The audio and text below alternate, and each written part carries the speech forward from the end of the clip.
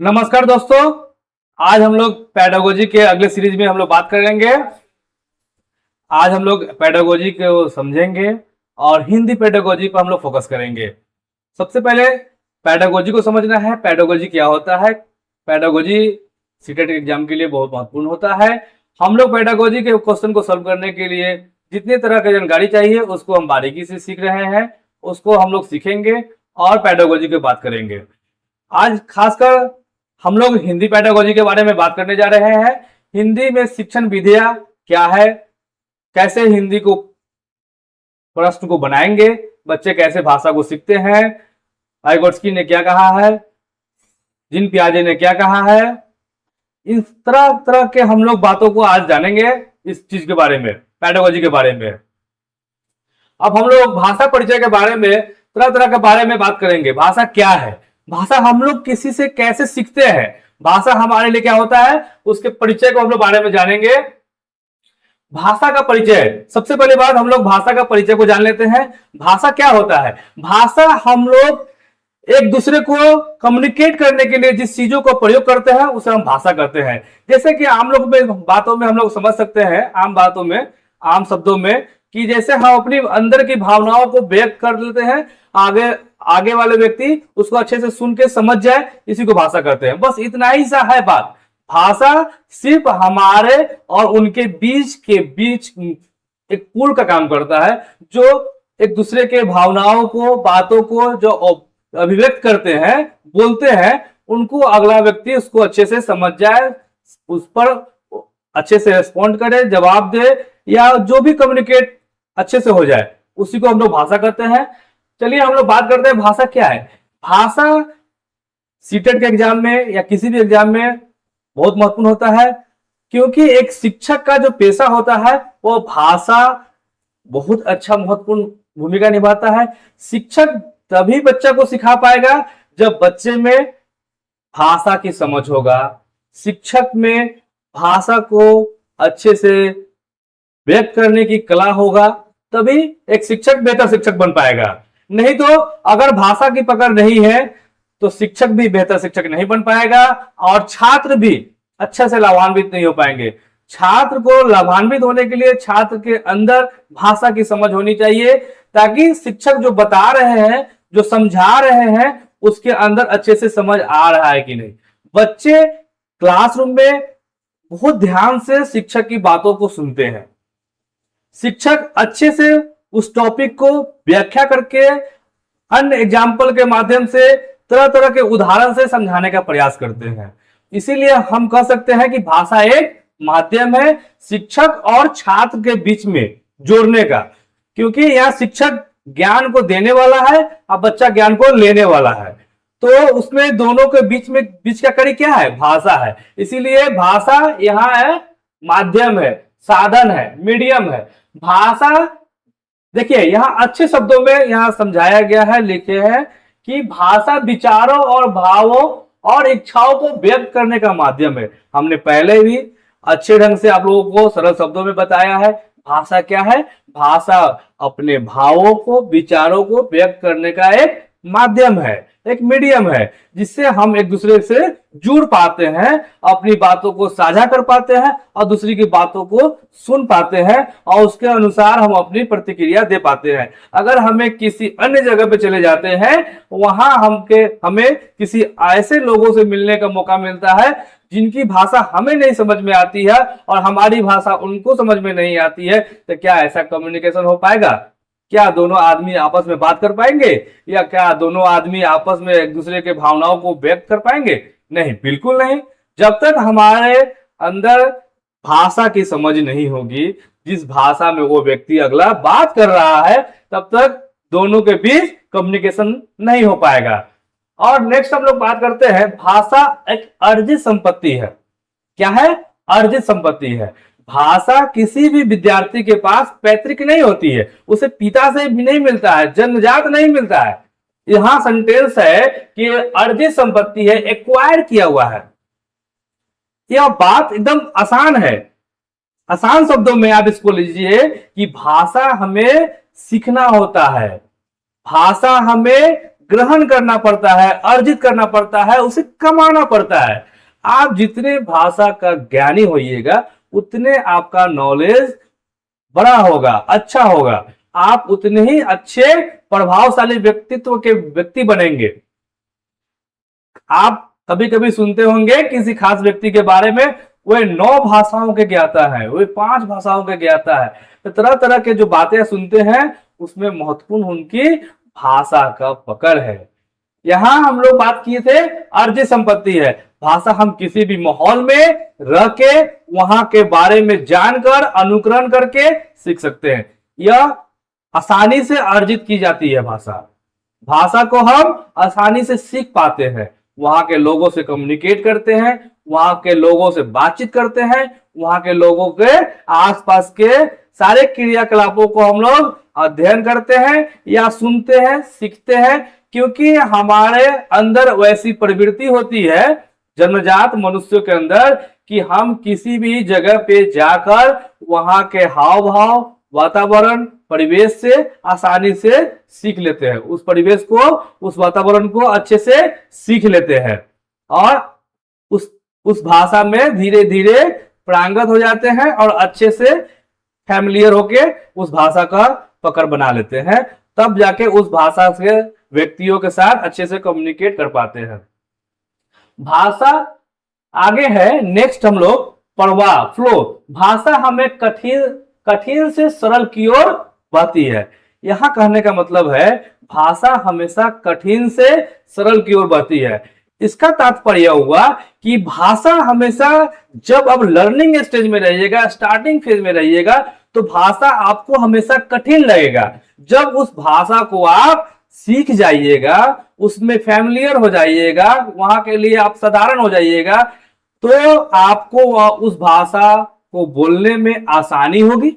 आम बात है, जैसे मान लीजिए हम अभी चले जाए नॉर्थ ईस्ट की तरफ, चले जाए असम, मेघालय चले जाए, वहां की भाषा हमें ज्ञान नहीं है मान लीजिए, लेकिन वहां कुछ दिन हम रह ले, वहां के लोगों के साथ रह ले, तो वहां की भाषा बोलने में जो स्टार्टिंग समय में, स्टार्टिंग डेज में जो परेशानी होगी उसे हम क्या कर सकते हैं, कठिनाई।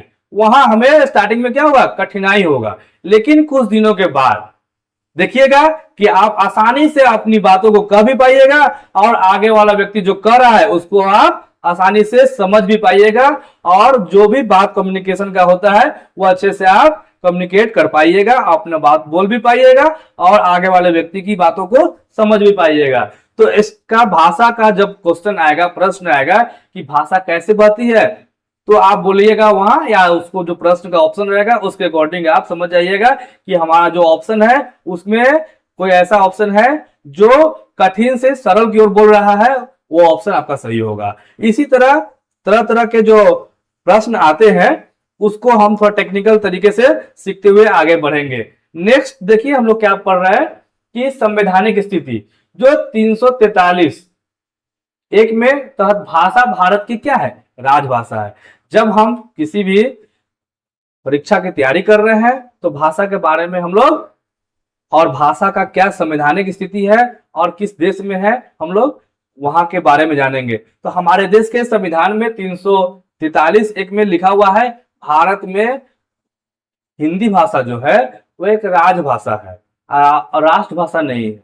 राष्ट्रभाषा और राजभाषा में थोड़ा सा अंतर है, क्योंकि राजभाषा एक प्रशासनिक कार्यों के लिए जो भाषा का प्रयोग किया जाता है उसे राजभाषा, यानी कि हमारे देश में हिंदी को सभी कार्यालयों के कामों के निष्पादन के लिए राजभाषा के रूप में हिंदी को स्वीकृति दी गई है, लेकिन इसे राष्ट्रभाषा की मान्यता नहीं दी गई है। अगर दुनिया में कोई देश ऐसा होगा जो किसी खास भाषा को वहां का राष्ट्र का भाषा घोषित कर दिया हो, तो उसे हम उस देश का राष्ट्रभाषा कहेंगे। लेकिन हमारे देश में, भारत में, हिंदी को सिर्फ राजभाषा का दर्जा दिया गया है, राष्ट्रभाषा का नहीं। अब आगे हम लोग बात करेंगे भाषा का परिचय। हम लोग जान गए, एक साधन है, एक अर्जित है, यह फ्लो होता है, हमेशा कठिन से सरल की ओर होता है, और एक संवैधानिक है जिसमें बताया गया है कि यह सिर्फ राजभाषा है, न कि राष्ट्रभाषा है। और जब हम इस तरह का प्रश्नों को अभ्यास करेंगे तब और ज्यादा क्लियर होगा। आम बात है, जब हम किसी विषय वस्तु को पढ़ते हैं, समझने लगते हैं, तो उससे संबंधित प्रश्न हम लोग आसानी से सॉल्व करने लगते हैं। भाषा के बारे में कई महान विचारकों का अलग अलग विचार है, उसको भी हम लोग जानने का प्रयास करेंगे। भाषा जो है किन विचारकों का, वाइगोट्स्की का है। अब हम अधिगम में भाषा का क्या है, अर्जन कैसे होता है, उसके बारे में हम लोग सीखते हैं, जानते हैं। भाषा के बारे में, भाषा अर्जन कैसे है और अधिगम, दोनों के बीच में क्या कंट्राडिक्शन है, उसको हम लोग जानने का प्रयास करेंगे। सबसे हम लोग बात कर लेते हैं कि भाषा अर्जन क्या है। भाषा हम पहले भी बताए हैं इस टॉपिक में कि भाषा को अर्जन किया जाता है, यानी कि उसको अर्जित किया जाता है। हम उसके किसी के परिवेश में रह के, किसी के साथ रह के, किसी के माहौल में रह के सीखते हैं। पता भी नहीं चलता कि हम लोग सीख रहे हैं। अगर हम किसी नए माहौल में रहेंगे, वहां के आम गतिविधियों में अपना भूमिका अदा करने लगेंगे, तो हम ऑटोमेटिक भाषा को सीखने लगेंगे। स्रोत इसका क्या है, घर, परिवार, विद्यालय, जहां भी आप आसपास के लोगों के साथ रहेंगे, इस सब आपका क्या हो जाएगा, भाषा का माहौल हो जाएगा, स्रोत हो जाएगा, जिससे आप भाषा को अर्जित कर रहे हैं, सीख रहे हैं। अनौपचारिक, औपचारिक, ये अनौपचारिक में आता है। भाषा अर्जन करने की प्रक्रिया क्या होता है, अनौपचारिक होता है। अनौपचारिक का कहने का मतलब है कि कोई इसका खास सिद्धांत, नियम, इसको रटने की जरूरत नहीं होती है। इसको हम लोग आसानी से इसके किसी भी खास माहौल में, परिवेश में रहकर सीखते हैं, प्राप्त करते हैं। और इधर आप आइए, प्राप्त करेंगे कि भाषा का अधिगम कैसे होता है। जब किसी खास भाषा को अधिगम करने का, लर्निंग करने का, सीखने का कोशिश करते हैं किसी खास भाषा को, तो सबसे पहले उस भाषा को क्या करना है, प्रयास पूर्ण और चेतन प्रक्रिया हो जाता है। आपको अच्छे से प्रयास करना होगा, आपका कॉन्शियस माइंड को ऑन करना पड़ता है, उस पर कॉन्शियसली उसको सीखना पड़ता है। उसके नियमों को, उसके व्याकरण को, उसके तौर तरीके को आसानी से आपको सीखना होता है। आपका वहां कॉन्शियसनेस बहुत जरूरी होता है, ताकि उसके नियमों को, व्याकरणों को अच्छे से आप समझ पाएंगे, तभी उस भाषा को अच्छे से सीख पाएंगे। इसका स्रोत क्या होता है, हम लोग भाषा अर्जन को जानेंगे। भाषा अर्जन और अधिगम में क्या टेक्निकल थोड़ा सा बात है, तो उसको समझेंगे। उसके बाद इसकी भाषा अधिगम और शिक्षण विधि, जो भी पेडागोजी है, इसको अच्छे से हम लोग सीखेंगे और इसको प्रश्न के माध्यम से हम लोग प्रैक्टिस करके इसके सवाल को भी जानेंगे। अब आते हैं कि भाषा अर्जन क्या है। इसका मेनली हम लोग क्वेश्चन प्रॉब्लम सॉल्व करते हैं, तो पेडागोजी के सवाल इससे रहते हैं। इसको समझने के लिए हम लोग समझते हैं कि अधिगम, अधिगम शब्द का ही मतलब होता है कि किसी चीजों को सीखना, लर्निंग करना है। बच्चे कैसे सीखते हैं, आप लोगों को मालूम है, बच्चे को हम लोग सिखाते हैं तो बच्चे सीखते हैं। बच्चे अनुकरण से भी सीखते हैं, बड़ों के अनुकरण करते हैं, शिक्षक अनुकरण करते हैं, तब जाके सीखते हैं। तो हम लोग अधिगम को और पेडागोजी को भाषा के अधिगम से हम लोग जोड़ रहे हैं और उसके सवालों को हम लोग बनाने का प्रयास कर रहे हैं। चलिए, एक तो भाषा क्या होता है, मातृभाषा होता है, अपना मदर टंग होता है। हर बच्चा अच्छा कंफर्टेबल होता है अपने मातृभाषा में हर चीजों को सीखना, ठीक है। लेकिन यह और जो यहाँ है द्वितीय भाषा, सेकेंड लैंग्वेज, सेकेंड लैंग्वेज वो होता है जो आदमी को किसी अन्य भाषा को, अपने मदर टंग को छोड़ के सीखने के लिए कहा जाता है, उसे सेकेंड लैंग्वेज कहा जाता है। इसका उपयोग दूसरी भाषा सीखने में होता है। हमेशा देखिएगा, दूसरी भाषा को सीखने के लिए आपको तौर तरीके, नियम, कानून, व्याकरण, तरह तरह की चीजों की जरूरत पड़ती है, तभी आके आप द्वितीय भाषा को सीख पाएंगे। यह सीखने के लिए इसमें पाठ्य पुस्तक की जरूरत पड़ती है, टेक्स्ट बुक की जरूरत पड़ेगा, क्योंकि एक टीचर इसको सिखाएगा तो बच्चे इसको किसी भी सोर्स से पढ़ेंगे, उसको जानेंगे, उसके नियमों को सीखेंगे और उसको प्रैक्टिस करने के लिए भी किताब की जरूरत होती है। इसकी प्रकृति क्या होती है, इसकी प्रकृति की बात करेंगे। यह एक सचेत मानसिक प्रक्रिया है। सचेत मानसिक प्रक्रिया करने का मतलब हुआ कि यह एक सोच समझ के करने वाले प्रक्रिया हुआ।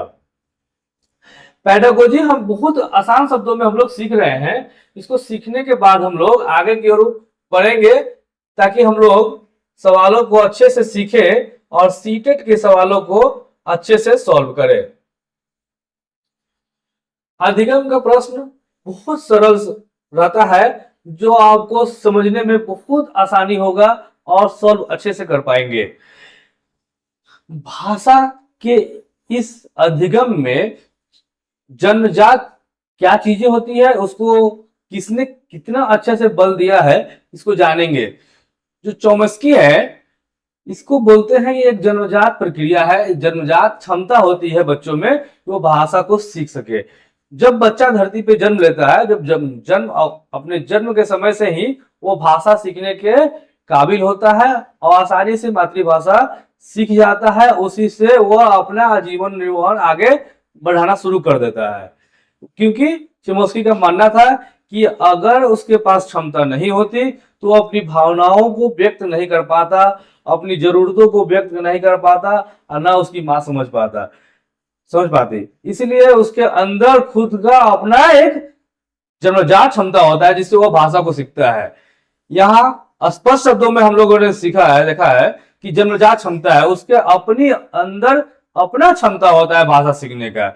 और दूसरी बात, यहाँ LAD लैंग्वेज एक्विजिशन डिवाइस, उनका मानना था कि हर इंसान के अपने अपने क्षमता होता है मस्तिष्क का, उसको भाषा सीखने का अपना एक डिवाइस होता है। LAD लैंग्वेज एक्विजिशन डिवाइस दिमाग में एक क्या है, काल्पनिक यंत्र जो 5 साल तक के बच्चे की उम्र तक ज्यादा सक्रिय होता है। यहां स्पष्ट क्या हुआ कि यह LAD जो है लैंग्वेज एक्विजिशन डिवाइस, वो 5 साल तक के बच्चे के उम्र में ज्यादा सक्रिय होता है बनस्पत ज्यादा उम्र के लोगों के तुलना में। यह 5 साल के बच्चे जब रहते हैं 5 साल तक के, उनमें यह ज्यादा सक्रिय होता है, उनमें कल्पना करने की क्षमता ज्यादा होती है और ज्यादा सक्रिय भूमिका होता है, इसीलिए बच्चा ज्यादा सीख पाता है। अब सार्वभौमिक व्याकरण यूनिवर्सल ग्रामर क्या होता है, इन चमोस्की का मानना था कि बच्चों में भाषा का क्या होता है, एक सार्वभौमिक ज्ञान होता है जिसके बदौलत वो आसानी से भाषा को सीख जाता है। चमोस्की का मानना था कि उससे किसी अन्य भाषा को सीखने में उसे बहुत अच्छा फील हो जाता है जब वो किसी एक भाषा में वो पारंगत रहता है। तो जैसे कि हम एक भाषा में जानते हैं संज्ञा होता है, क्रिया होता है, ठीक है, तो अन्य भाषा में भी संज्ञा क्रिया होगा, उसमें भी कोई करता होगा, कोई काम करेगा, कोई बोलेगा, उसमें कोई खास व्यक्ति होगा, उसमें संज्ञा होगा। तो एक सार्वभौमिक व्याकरण के जो सिद्धांत है, जिसके जो बच्चे में एबल होता है, जो बच्चे में जो होता है पहले से सार्वभौमिक जो व्याकरण का ज्ञान होता है, उसी के आधार पर वो अन्य भाषाओं को भी आसानी से सीख जाता है और अपने माइंड के एबिलिटी को डेवलप कर लेता है अन्य भाषाओं को सीखने में। नेक्स्ट हम लोग जानेंगे कि भाषा सीखने में और उसे क्या क्या चीजों की जरूरत पड़ती है। जब हम भाषा पढ़ रहे हैं अधिगम, उसमें हम तरह तरह के बच्चों के अंदर होने वाले परिवर्तन और क्रियाकलापों को अच्छे से हम लोग समझेंगे। जब तक बच्चों के उम्र को क्रियाकलाप को नहीं जानेंगे तो हम इसके सारे प्रश्न को सॉल्व करने में एबल नहीं हो पाएंगे, क्योंकि बच्चे के बेस्ड है, बच्चों पे आधारित अधिगम होता है, क्योंकि हमारा जो काम है बच्चों के साथ है। शिक्षक किसके बीच रहता है, शिक्षक बच्चों के बीच रहता है, बच्चों को पढ़ाता है, बच्चे शिक्षक से पढ़ते हैं। इसीलिए बच्चों की उम्र, बच्चों की गतिविधि, बच्चों का करने का जो क्षमता है, उस चीजों को हम लोग जानेंगे, सीखेंगे। विचार बनाम भाषा, पहले विचार आता है कि पहले भाषा आता है? तो हम लोग जीन पियाजे के अनुसार क्या, जीन पियाजे का मानना था कि हमारे अंदर पहले से ही विचार होता है, पहले से ही हमारे अंदर माइंड में उस चीज की कल्पना होती है, स्कीमा होता है, तभी जाके वो सीख पाता है, उसी के आधार पर वो आगे भाषा भी सीख पाता है। बच्चे डिपेंड होते हैं सीखने के लिए अपने किसी के ऊपर, जैसे कि यहाँ कॉग्निटिव डेवलपमेंट पर निर्भर रहता है। भाषा का विकास बच्चों की बुद्धि पर निर्भर होता है कि बच्चे के अंदर जो बुद्धि है उसकी भाषा पर निर्भर होती है। इनका मानना था जिन प्याजे साहब का कि अगर बच्चे के अंदर उसकी क्षमता नहीं होगा तो वो भाषा नहीं सीख पाएगा। ठीक है, अच्छी बात है। अगर बच्चे में क्षमता नहीं होगी तो भाषा कैसे सीख पाएगा? बच्चे के अंदर अपनी क्षमता होगी। आप एक एग्जाम्पल के माध्यम से अपने घर परिवार या क्लासरूम में बच्चों में देख सकते हैं। अगर आप उसको सिखा रहे हैं, अगर उसके मस्तिष्क के चाहे उसकी उम्र की क्षमता ही नहीं है तो वो कहां से सीख पाएगा? वो सीख पाएगा? नहीं सीख पाएगा। नेक्स्ट आगे देखिएगा, बच्चों में क्या होता है, जिन प्यारे साहब का मानना था कि अहम केंद्रित होता है। अहम केंद्रित बच्चे जिस स्टार्टिंग के एज में क्या होता है, अहम केंद्रित होते हैं, ईगो सेंट्रिक होते हैं। इसमें जैसा कि देखा गया है कि शैशव अवस्था में बच्चा खुद से बातें करता है। जो एक शैशव अवस्था की जो उम्र होती है, वो बच्चों में ऐसी प्रवृत्ति देखी गई है कि वो बच्चा खुद से ही बातें करता है, खुद से ही बातें करता है। जिन प्यारे इसे क्या कहते हैं, कम महत्वपूर्ण मानते हैं सीखने के लिए।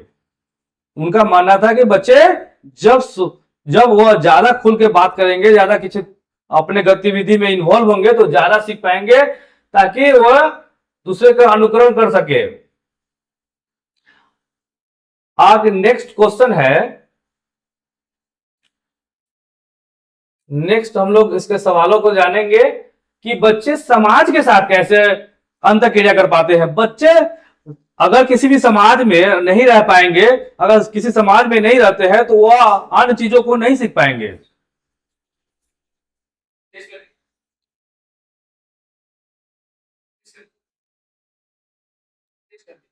नहीं चल रहा है, ठीक है, बच्चे से आसानी से समझ रहे हैं। बच्चे समाज में सीखते हैं। इनका मानना था वाइगोत्स्की साहब का कि बच्चे समाज में आसानी से सीखते हैं, क्योंकि समाज में तरह तरह के गतिविधि होते हैं, तरह तरह के लोग होते हैं। बच्चे आसानी से समाज को ऑब्जर्व करते हैं। बच्चे के अंदर एक ऐसी क्षमता होती है कि वो किसी भी चीजों को आसानी से अनुकरण कर लेते हैं, अपने अंदर समाहित कर लेते हैं और लोगों को दिखाते हैं कि हम ऐसा कर रहे हैं, ऐसा सीख रहे हैं। हमें अपने क्लास में भी देखिएगा, कोई बच्चा कुछ कोई गलत एक्टिविटी या बदमाशी कर रहा है तो दूसरा बच्चा भी उसकी ओर नकल करने का प्रयास करता है, या कोई बच्चा अच्छा कर रहा है तो उससे भी दूसरा बच्चा नकल करके वो भी अच्छा करने का प्रयास करता है। तो वाइगोत्स्की साहब का मानना था कि बच्चे हमारे समाज में अंतःक्रिया से ज्यादा सीखते हैं, समाज के साथ ज्यादा इंटरेक्ट रहते हैं, उसी से उनके अंदर भाषा का डेवलपमेंट होता है। ये आम सी बात है, अपने जीवन में आप देख सकते हैं कि हमारे बच्चे समाज में आसानी से भाषा को सीख लेते हैं, क्योंकि समाज के लोगों के अंदर क्या होता है, एक दूसरे से बात करना, एक दूसरे से गतिविधि होना, तमाम तरह के क्रियाकलाप होते हैं। क्रियाकलापों से बीच में उन दोनों के बीच में इंटरेक्शन होता है, और बच्चे दूसरों को देख के, बड़ों को देख के, आपस में इंटरेक्शन को देख के उनको अपने माइंड में ऐसा तैयार कर लेते हैं कि वो भी उस तरह की एक्टिविटी है या उस तरह का बातचीत करना सीख जाते हैं। तो उनका मानना था कि बच्चे समाज में ज्यादा अच्छे से सीख पाते हैं। अब आइए हम लोग बीएफ स्किनर के बारे में बात करेंगे। बीएफ स्किनर क्या, एक व्यवहारवादी विचारक थे, व्यवहारवादी। उनका मानना था कि भाषा जो है अनुकरण से ज्यादा अच्छे से सीख पाता है बच्चा। बच्चे के अंदर एक अनुकरण करने की क्षमता होती है। बच्चे अच्छे से किसी चीजों का अनुकरण कर सकता है, और अनुकरण से बच्चे में भाषा का डेवलपमेंट ज्यादा अच्छा हो पाता है। उनका मानना था कि भाषा अनुकरण और पुनर्वलन से ज्यादा अच्छा से हो पाता है। जब आप किसी बच्चा का हम री देते हैं, पुनर्वलन देते हैं, उन पर जोर देते हैं, या जब कुछ अच्छा करता है तो उसको हम शाबाशी देते हैं, उसको हम गुड लिख के देते हैं या उसको शाबाशी देते हैं, तो बच्चे के अंदर एक ऐसी ऊर्जा का संचार होता है जो उसे भाषा सीखने में या आगे अधिगम करने में उसे बहुत सहूलियत होता है। बच्चे हमेशा उत्साह से काम तभी करते हैं जब उसे किसी भी प्रकार का रीइंफोर्समेंट दिया जाता है, पुनर्बलन दिया जाता है, बल दिया जाता है या शाबाशी दिया जाता है। एक शब्द अवस्था, इसको हम लोग थोड़ा सा ज्यादा अच्छे से सीखने का प्रयास करेंगे। किस एज में बच्चे कितना क्या कर पाने की क्षमता होता है। भाषा, एक वर्ष, पहली वर्ष में भाषा में वह एक शब्द को बोलना सीख जाता है। क्षेत्रीय भाषा को आसानी से या मातृभाषा को आसानी से समझ जाता है।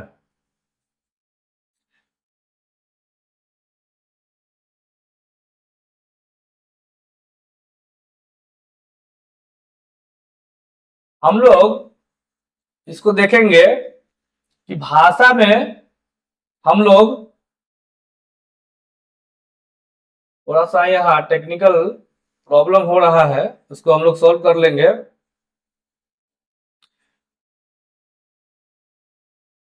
चलिए, भाषा, पहली भाषा क्या है कि वो मातृभाषा होता है। जब बच्चा जन्म लेता है अपनी माँ से जो सीखता है उसे पहली भाषा कहा जाता है। जो माँ से सीखता है, अपने घर परिवार से सीखता है, अपने जिस जहां पे रहता है उसकी वो पहली भाषा हो जाता है, लैंग्वेज वन हो जाता है। और दूसरी लैंग्वेज क्या होता है, लैंग्वेज टू होता है कि यह अपनी मदर टंग को यानी कि अपनी मातृभाषा को छोड़ के किसी अन्य भाषा को सीखने का प्रयास करता है। जैसे कि कोई जिस अगर अंग्रेजी उसकी भाषा मातृभाषा नहीं है तो अंग्रेजी सीखने का प्रयास करता है तो वह लैंग्वेज टू में आ जाएगा। और तीसरी भाषा, हमारा देश क्या करता है, त्रिभाषा को सपोर्ट करता है कि एक भाषा होना चाहिए, उसकी मातृभाषा होनी चाहिए, एक दूसरी भाषा हुई होनी चाहिए और एक तीसरी भाषा होनी चाहिए जो एक आधुनिक भाषा, जो लैंग्वेज वन और लैंग्वेज टू नहीं हो, उसे उस तीसरी भाषा को हम लोग तीसरी भाषा कहते हैं। इसी तरह हम लोग नेक्स्ट आगे हम लोग पढ़ेंगे।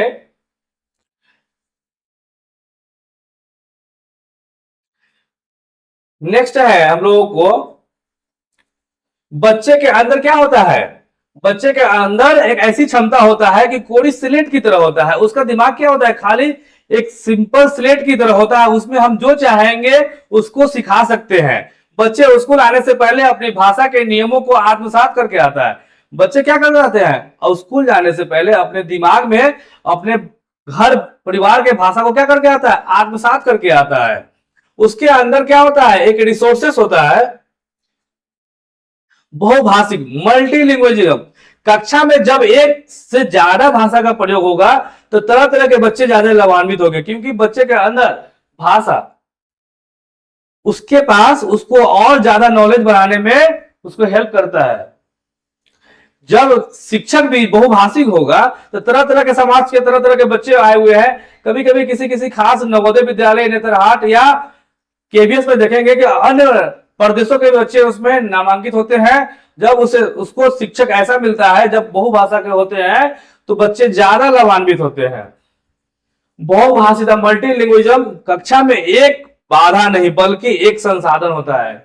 जब शिक्षक एक से ज्यादा भाषा का प्रयोग करते हैं तो बच्चे ज्यादा लाभान्वित होते हैं, वह बच्चे के डेवलपमेंट में कोई बाधा नहीं होता है।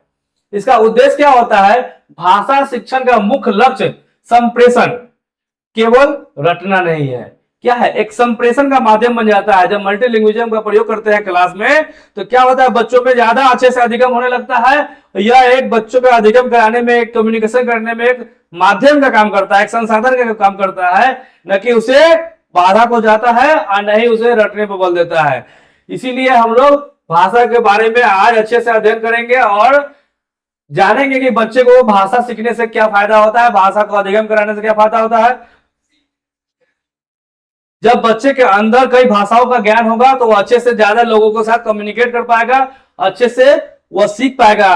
अगर बच्चे में भाषा कम होगा, लिमिट होगा, तो लिमिट में ही सीख पाएगा। जब बच्चे में ज्यादा ज्ञान होगा, ज्यादा भाषाओं का ज्ञाता होगा, ज्ञाता नहीं मतलब कि मोटा मोटी करिए कि वह हिंदी थोड़ा जान ले, उर्दू थोड़ा जान ले, थोड़ा अंग्रेजी जान ले, थोड़ा मैथिली जान ले, तरह तरह के जो भाषाएं हैं जानेगा तो अच्छे से वह सीख पाएगा। अब बात करते हैं पूरा समराइज निष्कर्ष रूप में हम क्या कह सकते हैं, भाषा क्या है, एक सामाजिक है अर्जित संपत्ति है।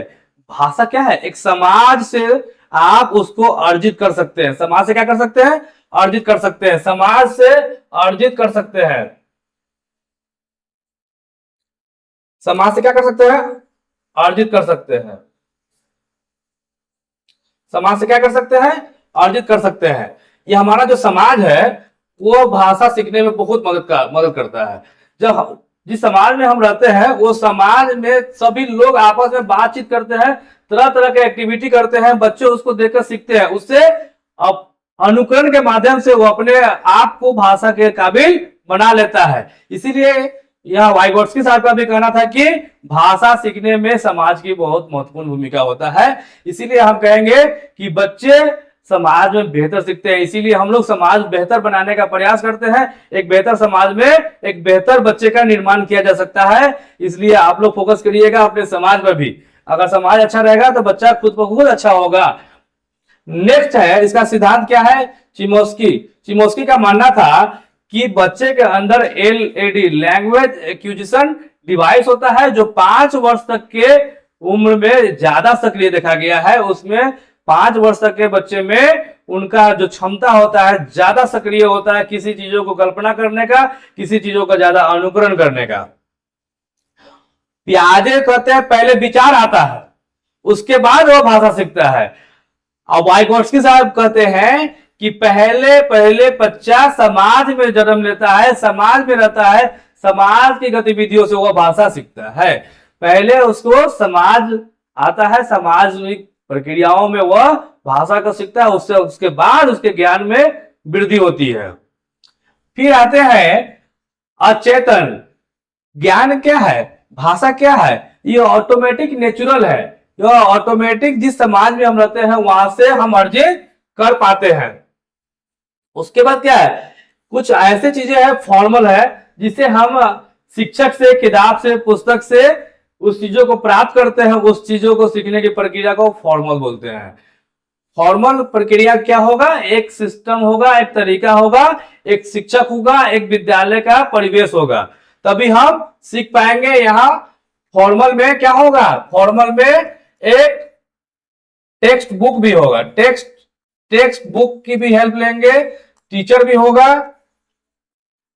होगा, वहां एक तरीका होगा सिखाने का, एक सिस्टमेटिक तरीके से उसको फॉलो करते हुए सिखाया जाएगा। यहां सिस्टमेटिक भी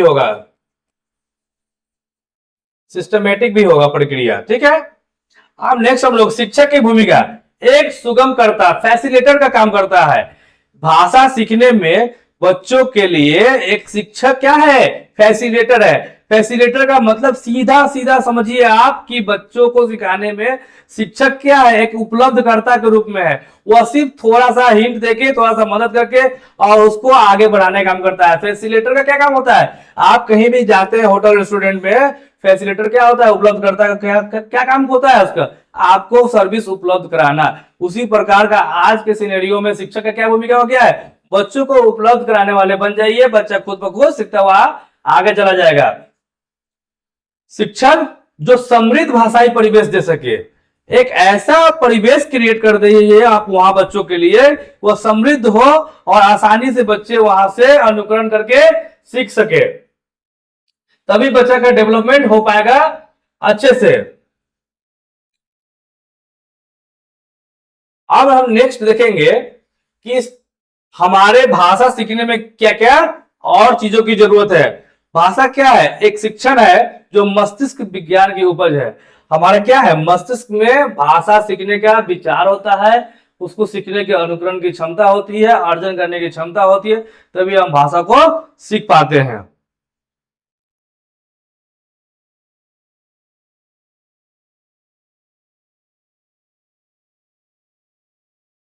इतना कहना था, स्टॉप कर दो। इतना ही भाषा बोलने।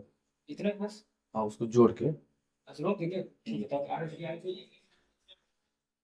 अब हम देखेंगे इसको भाषा का निर्माण कैसे होता है, उसका तौर तरीका को समझेंगे कि भाषा शिक्षण केवल पढ़ाना नहीं बल्कि विचारों का निर्माण कराना होता है। भाषा शिक्षण क्या है? कि वो सिर्फ पढ़ा के रटा के उसको तैयार कर देना नहीं होता है, बल्कि उसके अंदर विचारों का निर्माण करना होता है। हम इसे 3 चरणों में करते हैं, 3 चरणों में करते हैं, 3 चरणों में करते हैं। 3 चरणों में कौन कौन सा है? पहले हम लोग जानेंगे क्या है। ठीक है, पहले हम लोग जानेंगे क्या करना है, 3 सिद्धांत कैसे कैसे, 3 चीजों में कैसे कैसे है, 3 चीजों में कैसे कैसे है। हम्म,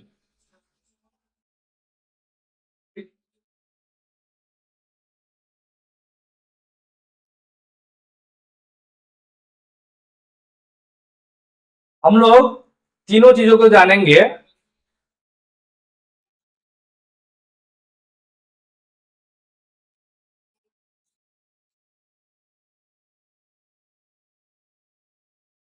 जाइए, रुक जाइए आप लोग, रुक जाइए इसको। ठीक है। ठीक है, हम लोग अब इसको सीखेंगे।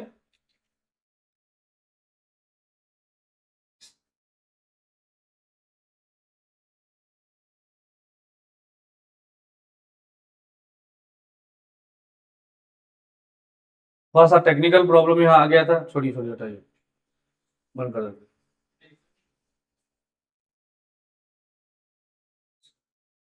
हम्म।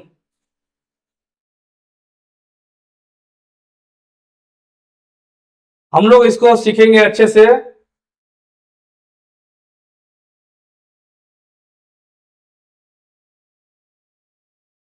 ठीक है, अच्छे से है।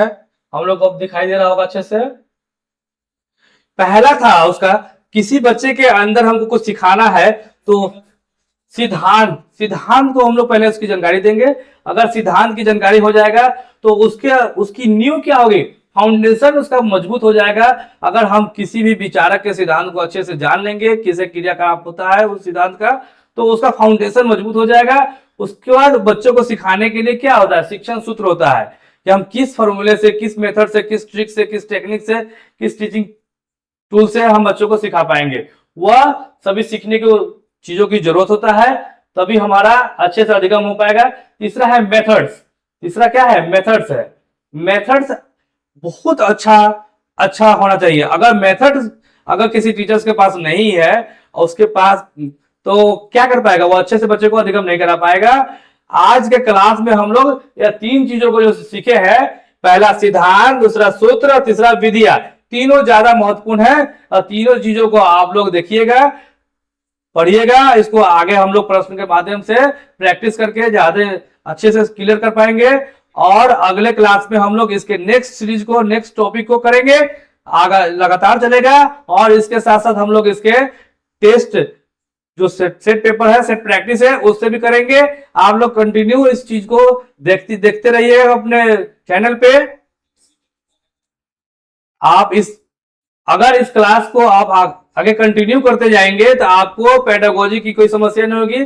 सीटेट की और जितने भी स्टेट के जो भी एग्जाम होंगे, आसानी से सभी प्रश्न को हल किया जाएगा। बस इस चैनल पर बने रहेंगे और लाइक भी करते रहे, सब्सक्राइब भी करते रहे, ताकि आपको सही समय पर सही नोटिफिकेशन मिल जाए और अपनी तैयारी को कंटिन्यू कर पाए। आप अपने तरफ तैयारी पर फोकस कीजिए, आगे की सारी प्रक्रिया हमारे ऊपर छोड़ दीजिए। आगे आगे आपकी जितनी भी टॉपिक होगी उस सभी की क्लास एक सीरीज में आपको समय से मिलते चले जाएगी। अपना प्रैक्टिस चालू रखिए। फिर मिलते हैं हम लोग नेक्स्ट वीडियो में। जय हिंद, जय भारत।